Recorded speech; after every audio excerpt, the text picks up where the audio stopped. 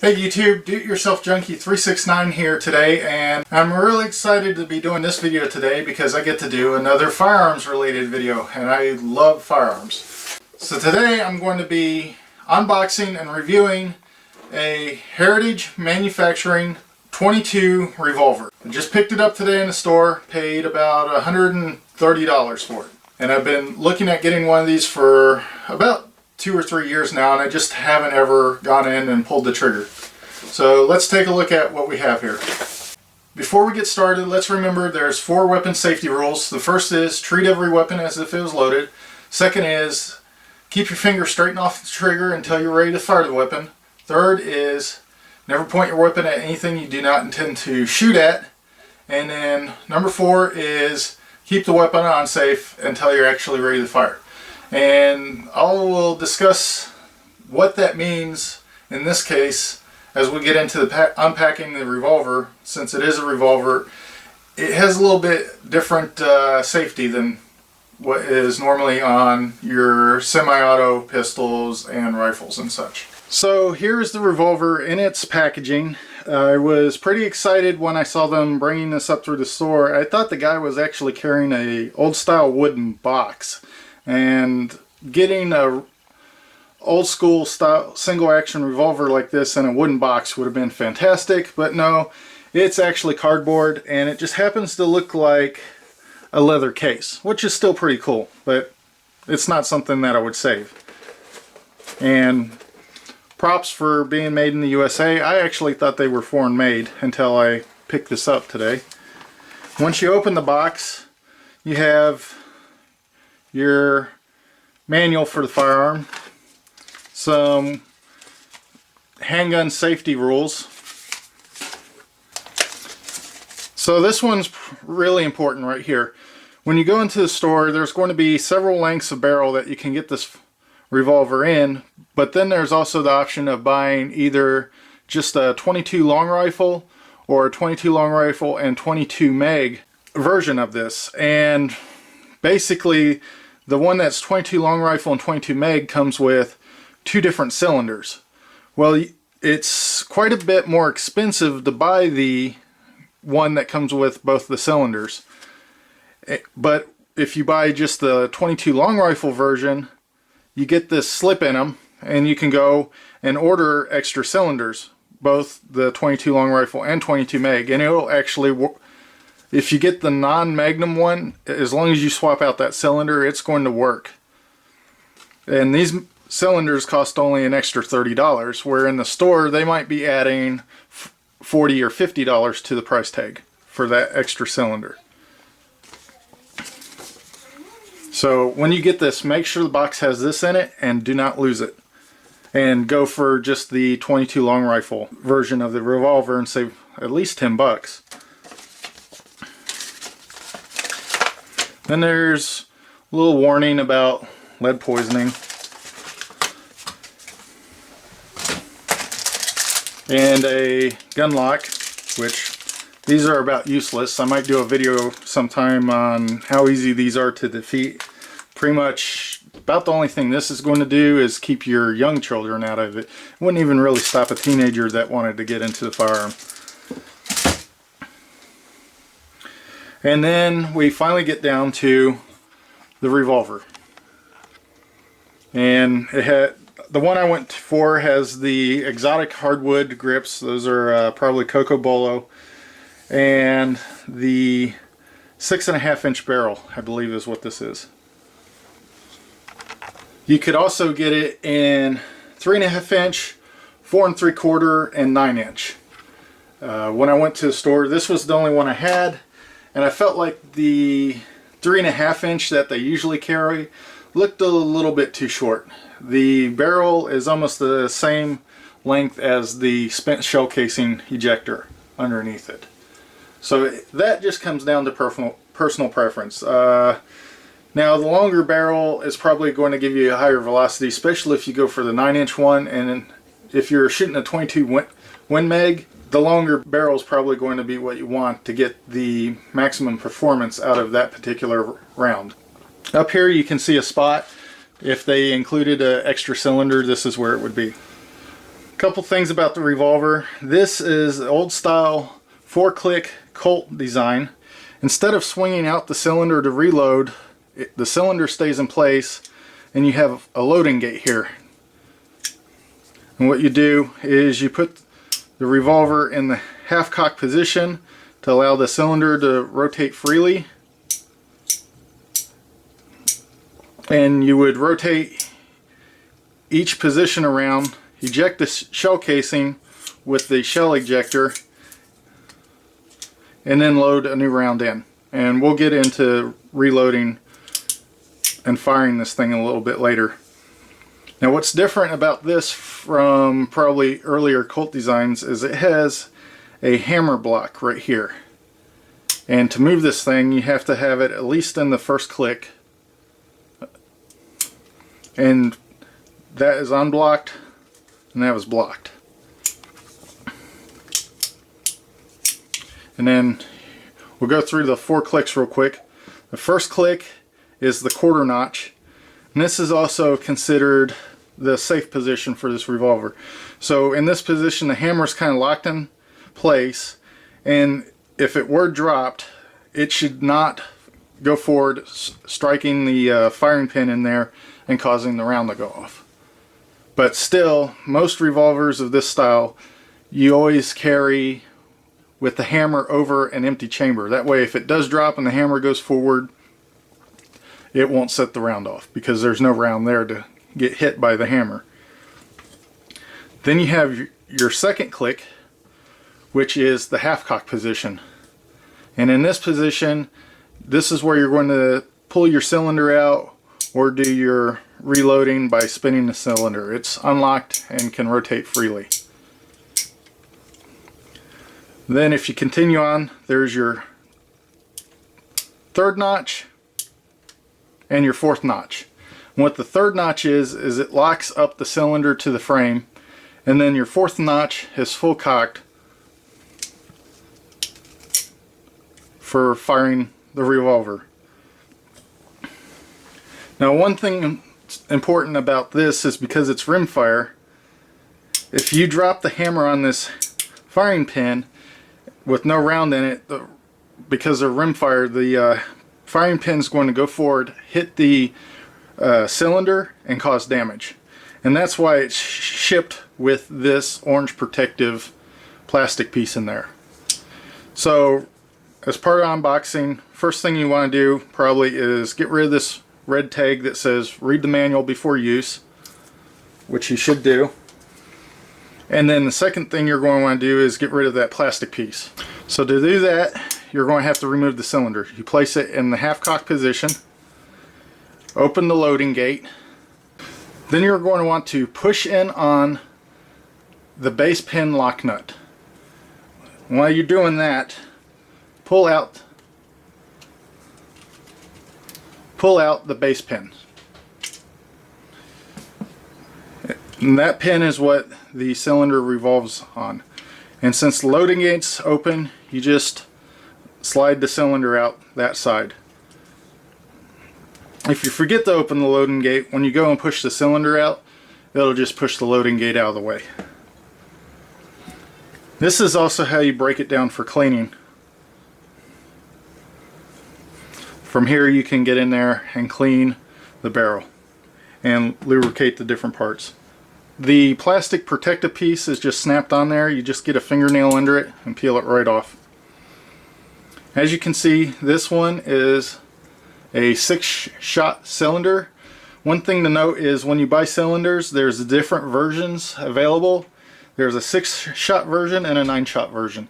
If you have a 9-shot Revolver, the 6-shot cylinders won't work. If you have a 6-shot Revolver, the 9-shot cylinders won't work. Unfortunately, you're not able to switch between those. So if you want a 6-shot, buy a 6-shot, and it's always going to be that. If you want the 9-shot, buy the 9-shot, and just realize it's always going to be that. Now, assembly is exactly opposite of that. You just lay the cylinder in there,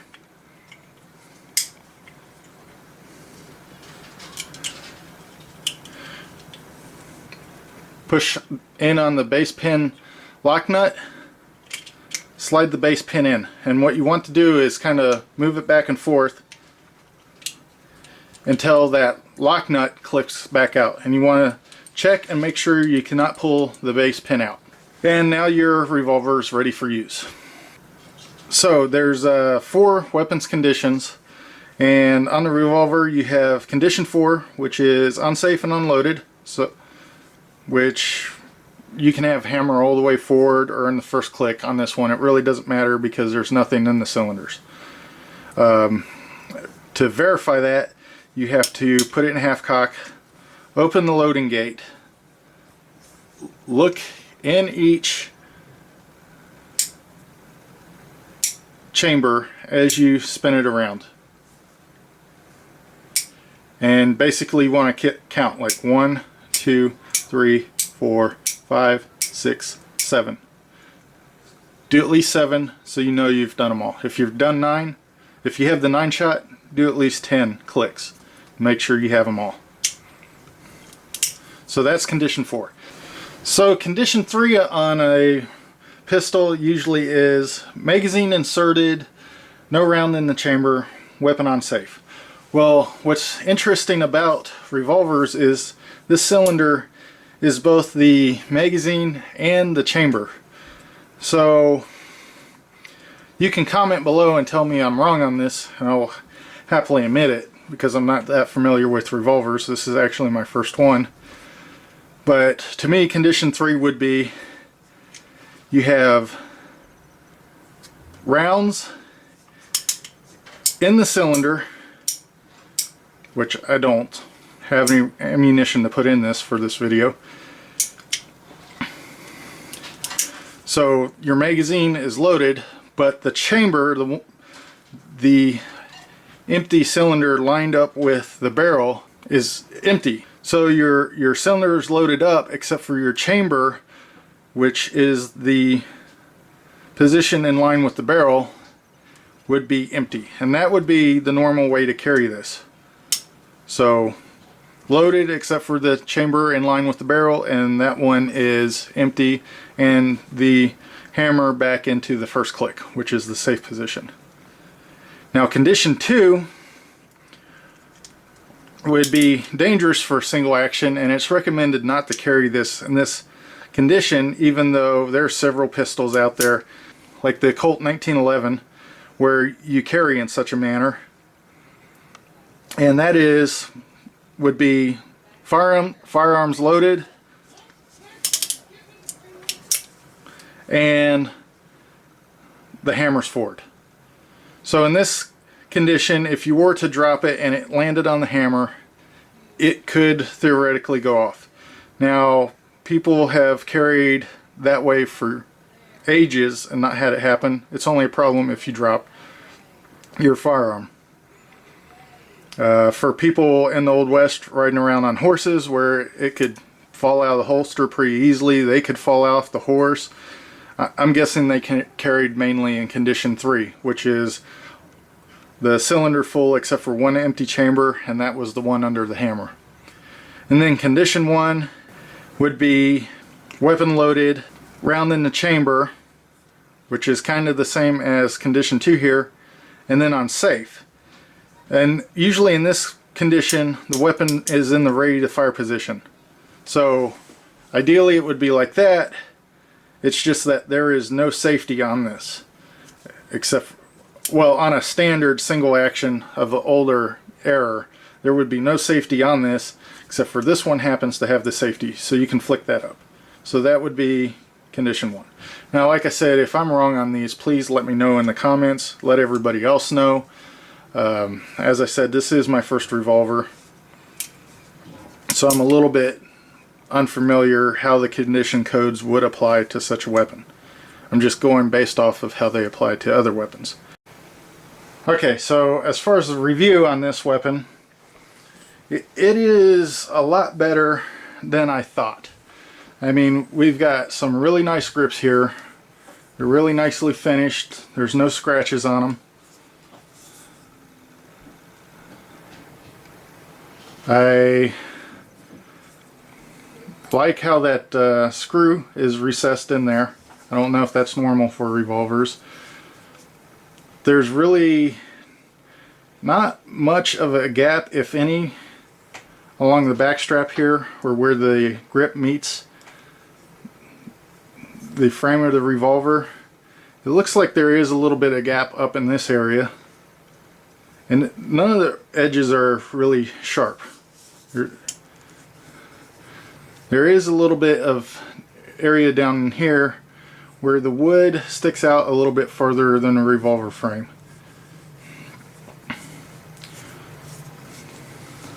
But overall, it's nice. The finish on the revolver is pretty nicely done. It looks like the barrel's blued a little bit lighter than the rest of the frame, but it's really hard to tell. This is either engraved or stamped, but the most important thing is there's really not any bare steel here. It looks like it was blued after it was done. The sight appears to be straight and on there securely. And then those that don't know, you have a notch back here for your rear sight on this. I've seen some revolvers where the hammer has a notch in it because it comes up high enough that that's your sight. Unfortunately, if you were to sight one of these in and actually wanted to change where your impact was versus your point of aim, you either have to file down this sight or replace it with a taller one. That's the only way to make adjustment. Usually people will go out, sight these in by firing, determine where their impact is versus the point of aim, and then just adjust when they fire their weapon. So they become familiar with it.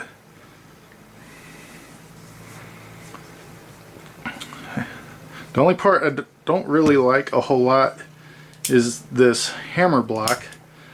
You have to be in the first notch to move it, and it appears to be plastic, and then it just doesn't quite, it has to stick out a little bit so you can get a hold of it, and it just kind of ruins the form of the gun. I mean, I know they're required to have it, and it's probably protecting them from a lawsuit, but I would have liked it a lot more if it was just like the original single action Colt design all the way through. The bluing on the cylinder appears to be a little bit thinner, but it's still very well protected. There's some scratches on the cylinder. I don't think those are from me taking it apart just now. I think it's shipped like that. And unfortunately, when I looked at it in the store, my main focus was to make sure there wasn't any scratches on the grip and the barrel and the frame. I really didn't spin the cylinder and look at it. There's also these cuts on the cylinder are fairly sharp. I'm surprised they're not more rounded. But other than that, I mean, for 130 bucks, it looks like a pretty awesome firearm. So next step is we'll go outside. So next step is we'll go outside, put some different ammunition through it, see how it shoots, and I'll tell you what I think. Right now, without having fired it, everything is really smooth.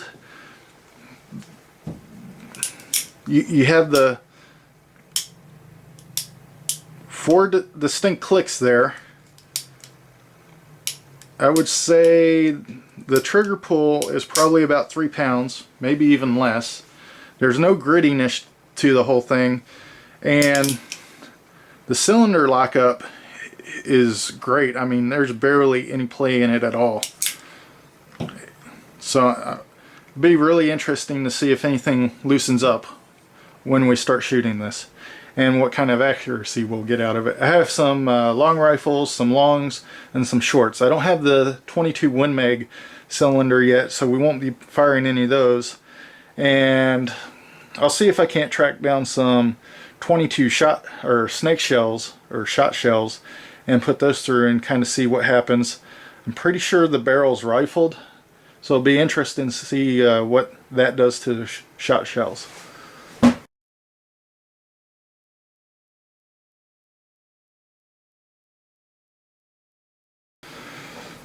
When we go out there for loading, what you want to do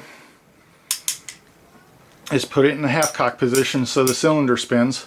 Open the loading gate. If you've already loaded it once and fired it, you'll have spent casings in here that you need to eject. And you push on this shell ejector, and what that does is there's a rod that goes into the cylinder and pushes the spent casing out the back of the revolver. And here you can see it protruding out. Once you've done that, you just insert a new round and then rotate to the next location. If there's a shell, you push it out. Now if you're going to load this to carry, you leave this one empty and you rotate to the next and keep repeating the process and load up 4 more. So at that point, right now under the hammer there's a loaded chamber, and then just to the 11 o'clock 10 o'clock position there is the empty chamber. And what you'll do is cock the hammer all the way back, pull the trigger while holding onto the hammer, and let it down. Now your hammer is resting on the empty chamber, and you can simply cock it back into the first notch, which is safety. And if the gun is dropped, it won't go off. It's on an empty chamber. Now if you're going to immediately shoot the pistol, you would put it in the half cock position, eject the shell, put a new one in, and do that 6 times. Once you're done, close the loading gate, pull the hammer back, and fire it, which I won't do here because it's empty and I don't want to damage the cylinder.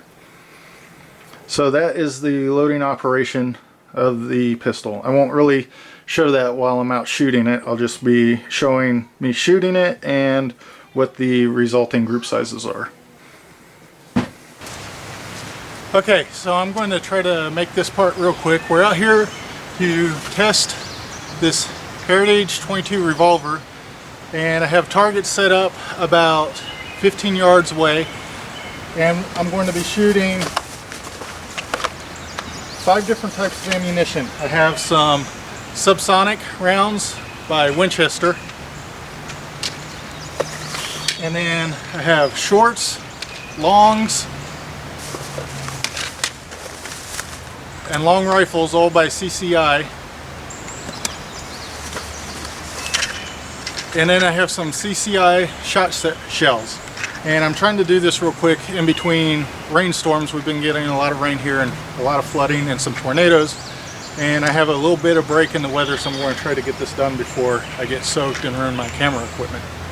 So 15 yards for the 4 different types of ammunition. And then for the shot shells, what I'm going to do is go up and shoot one at 10 yards, one at 5 yards, and then one at about 7 feet, just to kind of see what kind of pattern we get out of these. And I'm just going to, and if we even get any penetration of the paper. I've heard these are pretty weak.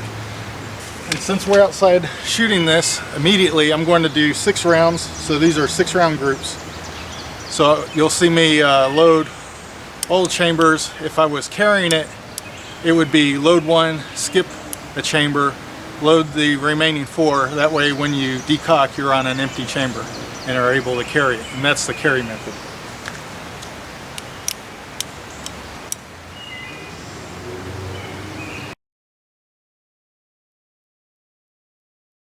First up is going to be the Winchester Subsonic.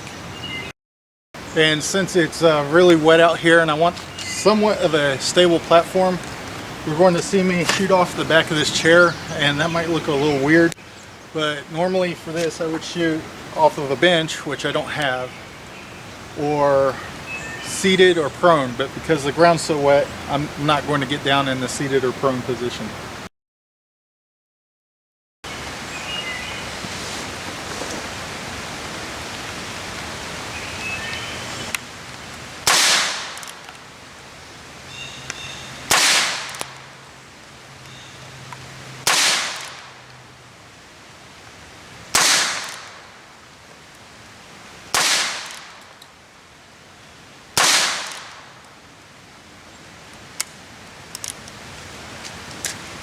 Okay, Rain's starting to pick up, but we're going to try to finish this test out. Next up is the long rifle.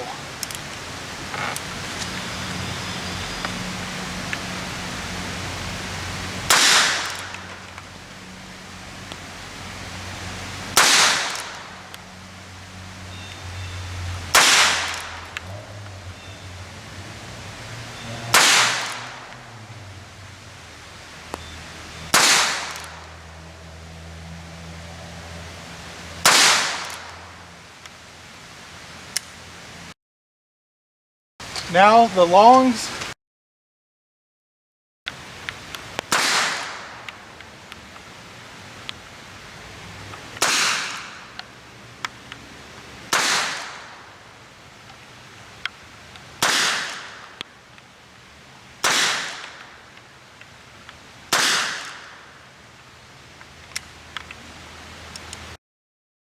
And last up, the shorts.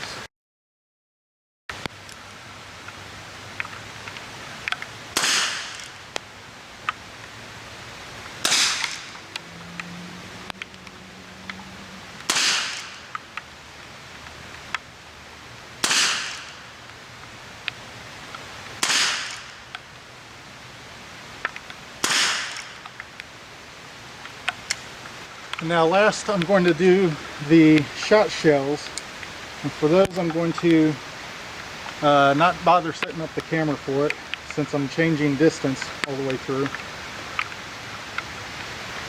I'm just going to step off camera, shoot it, and then get all this gear inside before the rain ruins it.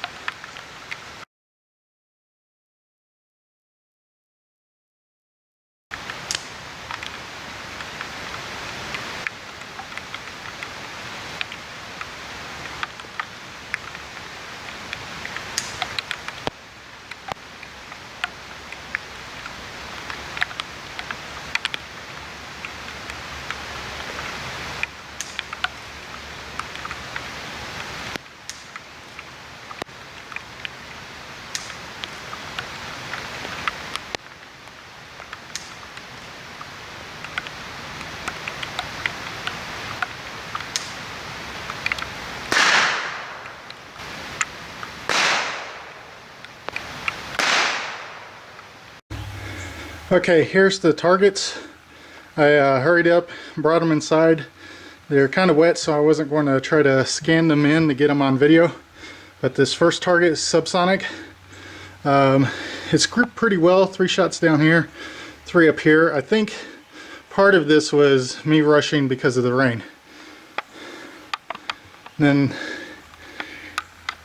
here's the long rifle. It's got 4 shots down here, 1 a bit high, 1 a bit right.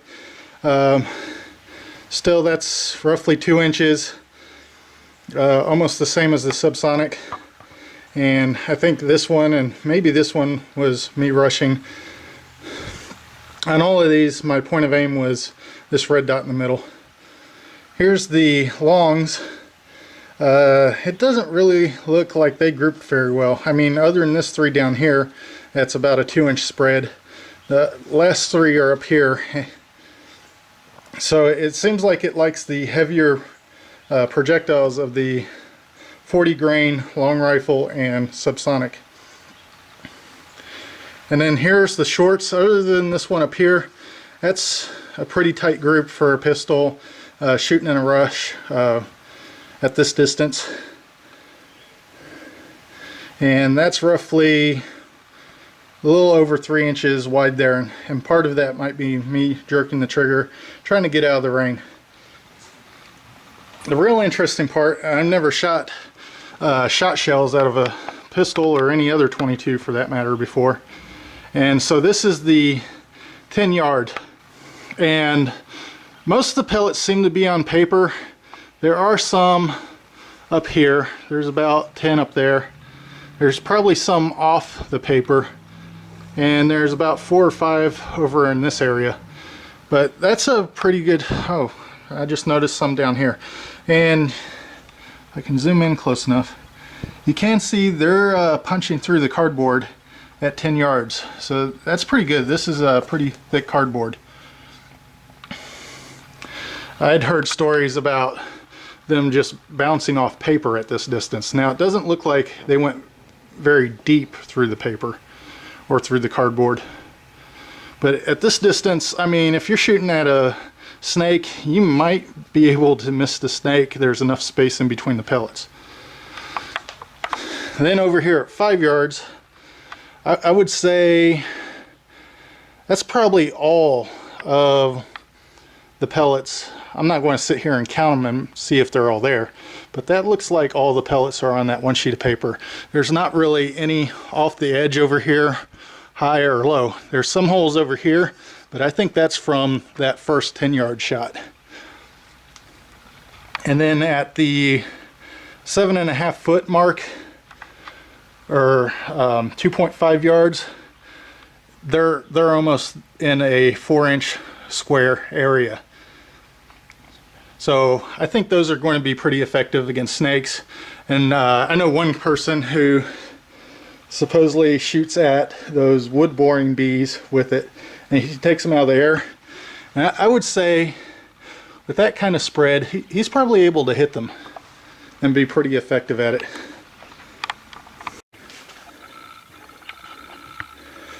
One thing I noticed as I was putting up the camera equipment, I actually flipped the target over, and as you can see, here's the spread on the 10-yard shot, and those pieces of shot from that shot shell were going all the way through the cardboard. And that's not just one piece, that's actually, it's actually a real small box for some patio furniture.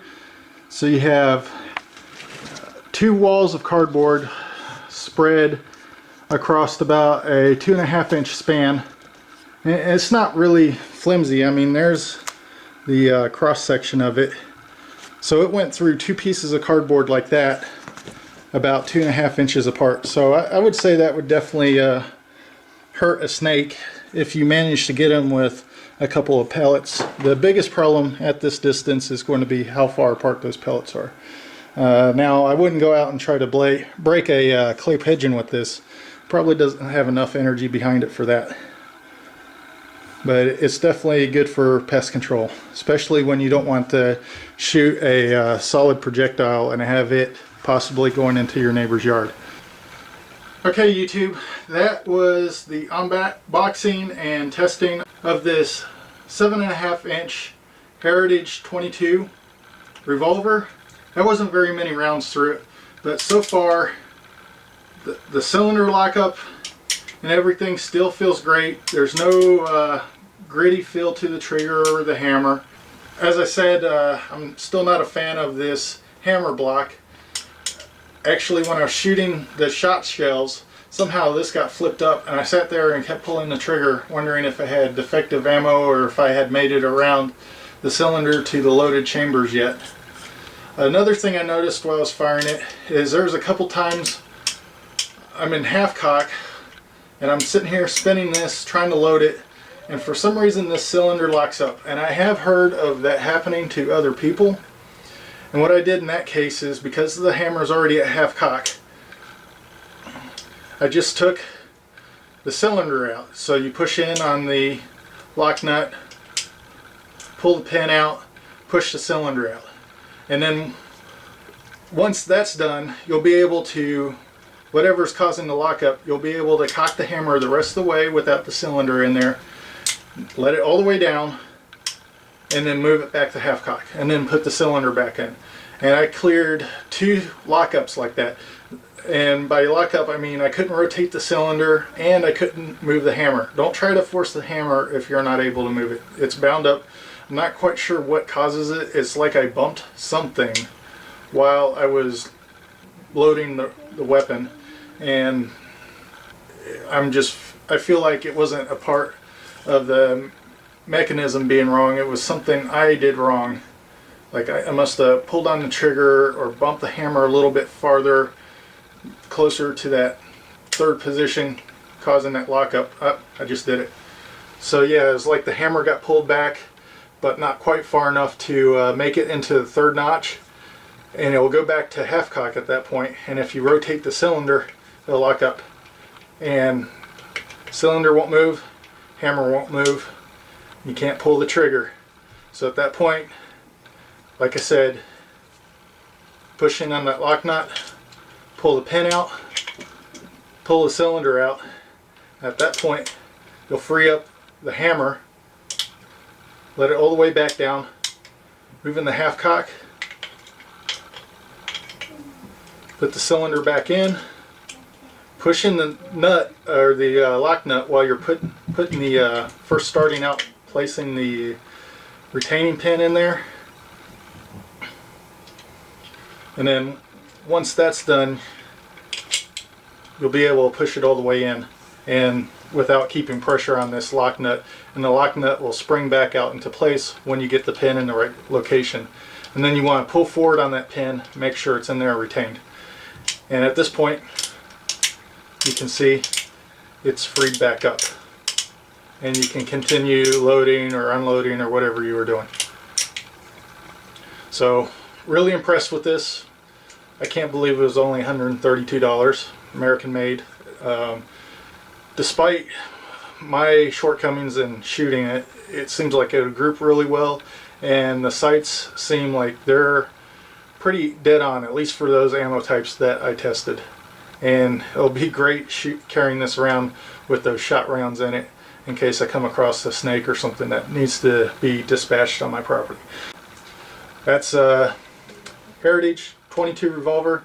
This is Do-It-Yourself Junkie. If you like this unboxing video, make sure you hit that subscribe button or that thumbs up button, and check out my other reviews as I get more and more of those videos up.